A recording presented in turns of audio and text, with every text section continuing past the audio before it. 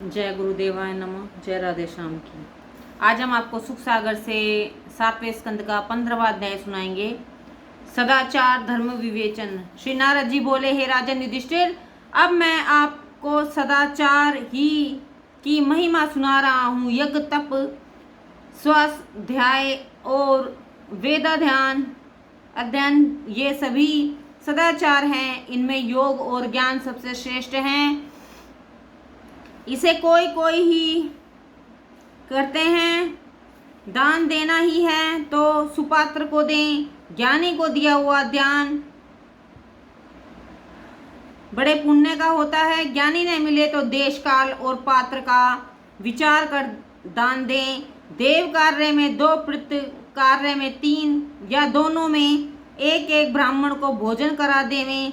यदि कोई बड़ा ऐश्वर्यवान हो तो भी वह श्राद्ध में ब्राह्मणों को अधिक संख्या न बढ़ावे, क्योंकि ब्राह्मण अधिक हो जाने पर श्रद्धा का अभाव हो जाता है, जिसकी श्राद्ध में बड़ी आवश्यकता है, क्योंकि श्राद्ध से किया हुआ कर्म निष्फल नहीं होता। श्राद्ध में मांस का प्रयोग कदापि न करें।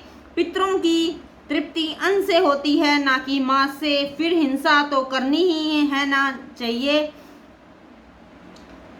अहिंसा सबसे बढ़कर धर्म है, इसलिए सब यज्ञों में श्रेष्ठ आत्मयज्ञ है। परंतु जो इंद्रियों के भागों में मगन है वह आत्म तत्व को क्या जानेगा। धर्म पुरुष को अपने नित्य नैमित्तिक कर्मों को सदैव करते रहना चाहिए और संतोष पूर्वक विधर्म, परधर्म, आभास, उपमा और छल, इन 5 धर्मों का त्याग देना चाहिए। परंतु इन सब प्रयत्नों में गुरु की भक्ति श्रेष्ठ है। मनुष्य के लिए इसका सबसे बड़ा गुरु भगवान है। वे साक्षात प्रकृति पुरुष के स्वामी और जगतीन्द्रियता हैं। बड़े से बड़े योगेश्वर भी जिनके चरणों को खोजते रहते हैं। अज्ञानी उन्हें क्या जानेगा। वह तो भगवान के अवतार को भी मनुष्य ही समझता है। सदाचार के जितने भी नियम हैं सब इंद्रियों के वशीकार के लिए हैं। यदि इंद्रियां वश में हो जाएं तो योग के द्वारा आत्म साक्षात्कार सहज ही में हो जाता है। फिर गुरु की सेवा, आज्ञा पालन और जैसा वे बतलावें, ओंकार के उच्चारण द्वारा क्रमशः चित्त को शांति प्राप्त हो जाती है। चित्त शांत होते ही ब्रह्म सुख का अनुभव करने लगता है। परंतु जो एक बार ग्रह आदि से त्याग कर सबसे निसंग होकर सन्यासी हो जाता है और योग भ्रष्ट होकर फिर उसी में आ जाता है, वह बड़ा निर्लज है। उसकी प्रशंसा कभी नहीं हो सकती, क्योंकि चाहे गृहस्थ हो चाहे ब्रह्मचारी, किसी को भी अपने व्रत नियम को भंग करने का अधिकार नहीं है। इसी प्रकार वानप्रस्थ और सन्यासी को भी अपने आश्रमियों धर्मों का त्याग अनुचित है, क्योंकि एक बार विषय आदि को त्याग दिया तब उन्हें ग्रहण करने के लिए उन्हीं में क्यों लौटे।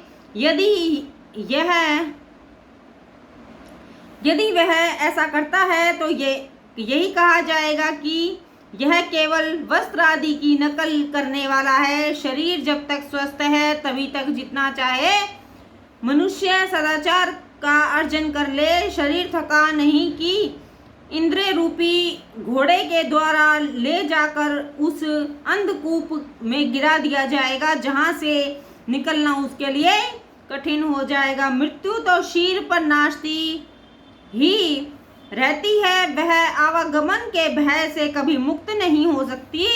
इसलिए ऋषियों ने प्रवृत्ति और निवृत्ति के 2 मार्ग अलग अलग प्रशस्त कर दिए हैं। प्रवृत्ति मार्ग में आवागमन और निवृत्ति मार्ग से मोक्ष प्राप्त होता है।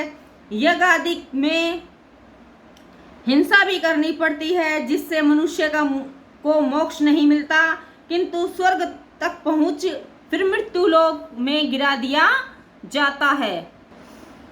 निवृत्ति मार्ग ठीक इसके विपरीत है और वह शरीर त्यागने पर परम मोक्ष के धाम भगवान में मिला दिया जाता है।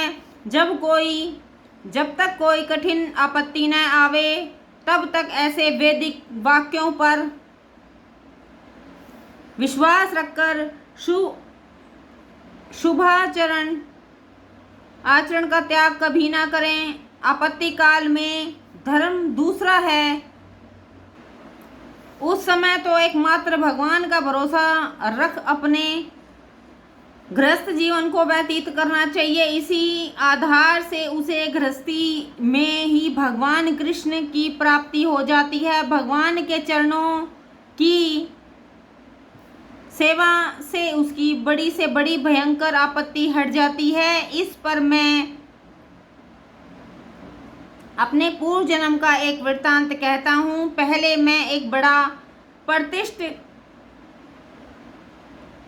गंधर्व था और मेरे शरीर से गंधी उड़ा करती थी, जिससे देख लोग मुझे बड़ा प्यार करते थे। मेरी स्त्रियां भी मुझसे अधिक प्रेम करती थी। एक समय जब देव सभा में बहुत से गंधर्व और अप्सराओं का जमाव हुआ तो वहाँ मैं श्री विष्णु जी का यशोगान करने के लिए बुलाया गया। मैं अपने तान में इतना मस्त हो रहा था कि वहाँ जाने पर देवताओं में मैंने किसी को प्रणाम आदि ना किया, जिससे मुझे उन्होंने शूद्र होने का शाप दे दिया। मैं ब्रह्मवादियों की दासी से उत्पन्न हुआ, फिर उन्हीं महात्माओं के सेवा स्वेच्छा में प्रभाव से अब ब्रह्मा का पुत्र हुआ हूँ।